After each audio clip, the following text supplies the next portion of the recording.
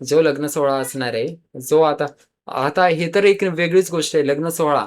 ती पण गोष्ट मी तुम्हाला सांगतो. जो राजन आहे, जो की कमळीचा खरा बाबा आहे आपल्याला माहिती आहे. पण कमळी ज्याला काका म्हणते अन्नपूर्णा आजीचा मुलगा, त्या राजनने असं ठरवलेलं असतं की त्याला एक फ्रीमध्ये पब्लिक चॅरिटी म्हणून सामूहिक लग्न सोहळा ठेवायचा असतो. आणि त्या सामूहिक लग्न सोहळ्यामध्ये अ, त्याची इच्छा असते की त्याला लोकांची मदत करायची आहे, गरीब पालकांची मदत करायची, ज्यांना थाटामाटात त्यांच्या मुला-मुलींचं लग्न करायचंय. आणि यामध्ये झालेलं असं असतं की जय असा विचार करतो की त्या सोहळ्यामध्येच आपण लग्न लावून देऊया गौतम आणि आसावरीचं. म्हणजे की लपून लग्न लावून द्यायचं, घरच्यांपासून पळून लग्न लावून द्यायचं, असा त्यांचा प्लॅन चालू आहे. आता कमळीला तर हे बिलकुल आवडत नाही. कमळीला तर असं वाटतं, यार घरच्यांना न सांगता असं कसं करायचं? घरच्यांना न सांगता तुम्ही लग्न वगैरे लावताय, की चुकीचं आहे.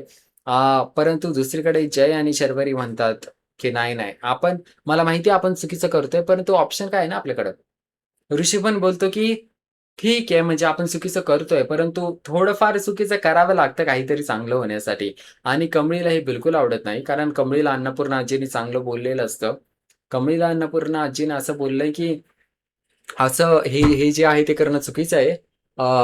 की कितीही आपल्याला चांगली गोष्ट करायची असते, त्यासाठी खोटं बोलणं हे चुकीचं आहे. खोटं बोलणं जरा जास्त चुकीचं आहे. खोटं नाही बोललं पाहिजे आणि अ, कमळीला देखील हे असं खोटं बोलणं, असं खोटं वागणं बिलकुल आवडत नाही.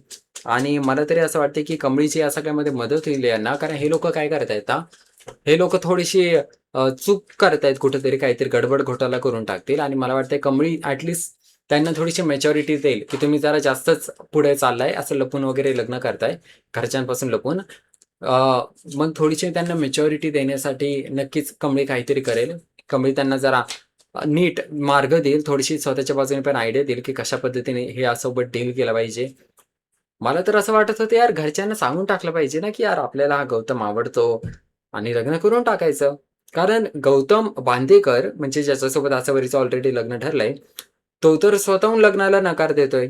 तो तर स्वतःहून माघार घेतोय. मग तो जर स्वतःहून माघार घेतोय, तर काय प्रॉब्लेम आहे घरच्यांना सांगण्यामध्ये, की ठीक आहे आता आसावरीचं लग्न मोडलंय, तर आपण आता या दुसऱ्या गौतमसोबत आसावरीचं लग्न लावून देऊया.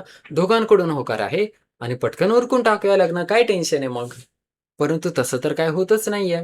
यांचं तर चाललंय, की यार लपून लग्न करायचं वगैरे, वगैरे.